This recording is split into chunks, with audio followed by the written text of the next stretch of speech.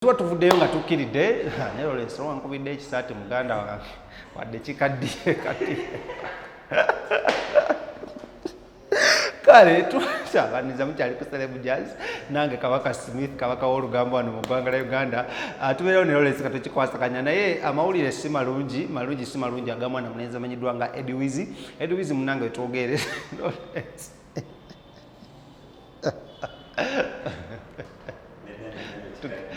bagambye naye netofaye tujagulayo ebipya kati Edwizi bamusibye by the Lawrence nkunyumiza ki namanya abatulaba Edwizi bamusibye naye kyamusibiza poliisi yavuddeyo ensonga ze zirimu okubanga zirimu assault kitegeeza ki assault kitegeeza okuba nga omuntu yalwanye nakuba omuntu oyo namutuusaako obuvune buyinza omuleetera okuba either ng'agenda mu ddwaliro oba nga teyewulira bulungi naye Edwizi ono tetumanyiwa gye yalwanidde just the first of all netwatukiddeko ku kyaliwe bwe batandika ensiike eno ey'okuyimba nandigambye abantu balinga basatu batandika ensiike y'ebyokuzina kwaliko Edwizi Wembulemo ne Gayi bamuyita Gayi ono kyali wa ring rapper Ibra ne Ibra mumanyi bulungi nnyo abantu abasatu mujjuke muno batandikira eri ate mu Big Talent ne babeera nga bazinyanga Eddie Kenzo nga the official Eddie Kenzo dancers paka ebagenda nga bayawukana buli omu nabeera nga akola ekyo Wembulemo nabeera nga akola foundation manyiddwa nga Wembulemo Foundation Edwizi nakola Edwizi Dance International then ne Ibra naye nakola eyiye yasayiningira n'omuyimbi amanyiddwa nga ring rapper ratatatata mumutegedde nnyo so munange Edwizi nga mumanyi munadde n'entatu nnyingi nnyo so ekyamuviiddeko accusation y'okuba omuntu si gwe gusoose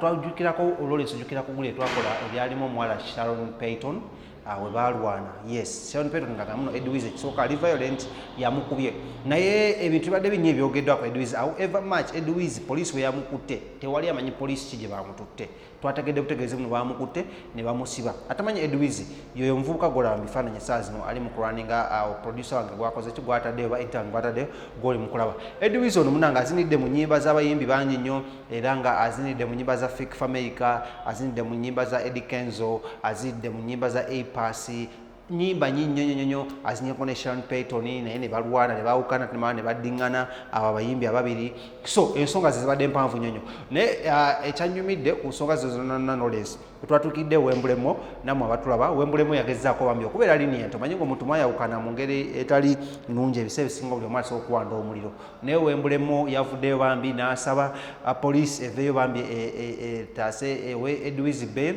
oba eveeyo eyogere ku nsonga zino oba at least ebalage waali kubanga ekisooka mwana mulenzi ono Edwizi ekisooka mulekwa naye kati wulira oli mulekwa tomanyi nnakuyo okuba abantu olwana oyagala okulaga nti oli kirimaanyi oyagala okulaga nti olina ssente naye lwaki Lawrence lwaki why ebintu ebinyiiza ku bayimbi mubeere nga Kanakambata Kanakambata yasirikira eri mu studio ye n'agenda eyebweru bayire bamutimbye ku gundi ku billboard mu New York eri mu New York Square kati musanye ofeyo byayagalagala amasape na Eddie Kenzo ene wabe Masaka fena twagala obutaala ekyo sijja kyewakanako naye oba ediriisa bo bwasukka but anyways back to the point mwana mulenzi Edwizi esaawa zino batandise #free Edwizi era nga bagezaako kunoonya gyali bagezeeko mutaasa naye nga Wembulemo kamu batuuseko abeeko byababuulira ku lugendo lwa mwana mulenzi ono amanyiddwa nga Edwizi n'amulanga kigwakubira mwena abatulaba hashtag etambula ojja kuwulira ku Facebook Twitter okulaba no poliisi evaayo producing Edwizi kubanga batali kibayinza omusiba emyaka gye tutamanyi kubanga n'emisango gye bavunaana twategeddeko gumugokagokagoka gwa assault emirala tetunagitegeera bulungi so katongere omusabira tulemu n'embeera yekyuka naye kansuke mwana mulenzi Wembulemo muganda we mu dance industry osooka owulira ebyayogera owange twalabye dansa munno bamukutte okyogerako ki bana bange ye bamukutte kituufu nakati kyenjogerako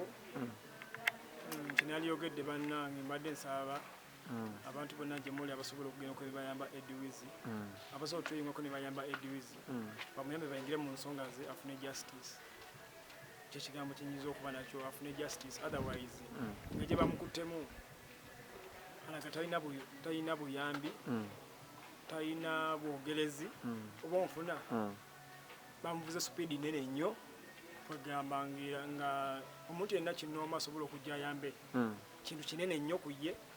ku levo ye okitegeera tulina okukuba omulanga omuntu yenna alina obusobozi ajja akola eki akiyingiremu ategeere ensonga eyo egonjolebbwa etya twalaba emabegako awo bamukwata ne twogeramuko naye n'agamba nti ensonga ewedde naye ate tulabe era abazeemu ne bamukwata nsonga kiyinza okuba nga ezeemu nemukwasa anti ensonga eyo era kyekitutiisizza okitegeera ensonga eyo tuyinza okulaba ng'omulamwa engeri gye bamukuttemu kuba ekintu kikati kiri mu mateeka bamututte mu kkooti bamuvuga sipiidi ya lunaku lumu nga lya kkooti ate wala nnyo nga bwe mwabiraba nga bwe mubiwulira n'atuuka ne bamusomera omusango era muntu watuukayo asobola okugulaba bamusomera omusango gwe bamuteekako kakyogere bwe batyo bagumuteekako naye kati ye gye bamusomera busomezi kintu ekyo nga kyalina okukola kuddamu n'akola musango ki gwe bamuteekako kuba tulaba complainant asaba miliyoni 25 23 banga abagala miliyoni 23 okitegeera bamuteekako omusango insult and adoptation something like that okitegedde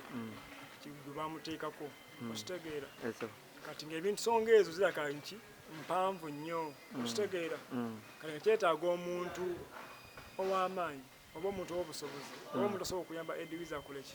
akiyingiremu naye ng'ate muntu ki naye tulina okuyita Uganda Music Association okitegedde kuba yetutwala ffenna naffe baddansa okitegedde ayingire mu nsonga za Edwiz ye Edwiz nga ye talina bantu bano baganga omanyemanye ebizibu ebikugira bagamba tunula mu famire yo okitegedde famire ya Edwiz the music industry bafaani be n'emikwano gye okitegeera essaawa zaire ensonga za Edwiz nene nnyo ompuna era kati eddoboozi linsaaga abantu ebintu bya Edwiz bigende tuuka eyo kuba bajja buuza wembule bannange omuntu amugya batya emakindye paka n'atuuka eyo gyali ekamuli ebuyendi simanye ebuyendi okitegedde nga totugambye okitegedde abantu bangi nnyo bajja kuddawo beekwekekweke bagambe tetwategeera oba onfuna otherwise essaawa zaire yeetaaga buyambi bakiyingiremu bawulire endowooza bajingiremu kintu ekyo lemise kinyinza okwogera bumango gyeko bayitira mawulire watuuseeyo kuba ofisi zaabwe manyiwa wezi watuuseeyo nobagamba nabakubidde buli muntu kinnoomu nafunye enamba ye nabakubidde bonna ne mbagamba ensonga eyo buli muntu gwekikwatako okitegedde taata namukubidde nemunyonyola ensonga ki ensonga eyo era n'enkyongero kigezaamu n'abantu abala bonna ng'eddoboozi wendikoze bonna bekikwatako ne bekivunaanyizibwako ng'asobola okufuna ku kyayamba mu nsonga ya Edwiz bannange ayambe kyakola ki kyayamba yayo reason lwaki nkugambye ensonga eno nabakubidde buli muntu namukubye ennamba ye nakubya neŋŋamba ssebo alo njogera ne wembulembu ye ssebo bannange ensonga bweti eri bweti naye tutidde nnyo ate nga neyo voice gyenkozesa Edwiz naye yakola ki yagiŋŋambye okitegeera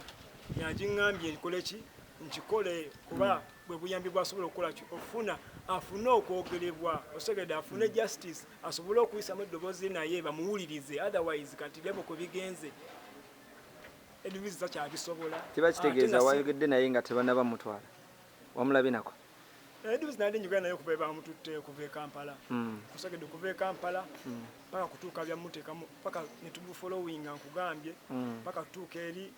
bamutwala ku Lwakutaano bamutwala ku Nakiro namuvuga Lwokunekiro tusobola mugoberera tulina kukeerayo ku makya netuukayo ku makya netuukayo nga gyali okitegedde kugezako linda omuntu complainant ajje tulabe ensonga biri bitya tubiyingiremu tulabe kyeyeetaaga kitwala complainant nga alaga ajja teyajja balaba bamulonda bamutwala muki tuuka mu kkooti ne complainant aliyo ng'aliyo omulamuzi gw'ofeesinga kati abamanyi ebyokooti babitegeera n'atuuka nga bamusomera busomezi musango bamusomera omusango nga bamugamba kugenda kwa limandi oprisoni eri eyo ng'ebuyende eyo simayo babayitawo batya yekamuli eyo munda okitegedde nga bamuyingiza eyo kati amunanga awo oba okitegedde kyekiraze kiba kisusse ku levo ya Wembule nga neetaagamu abantu abasobola okisobola bayingire mu nsonga eyo either Edwiz bamuzza ku Lwokutaano oba nga 5 ngafunye obuyambi balabe ensonga eyo gyekola ki gyegonjoola otherwise kati nze nga Wembule mbasobola kiyinza kwongerako n'abantu abatintini abamuliko kale ssebo neyanziza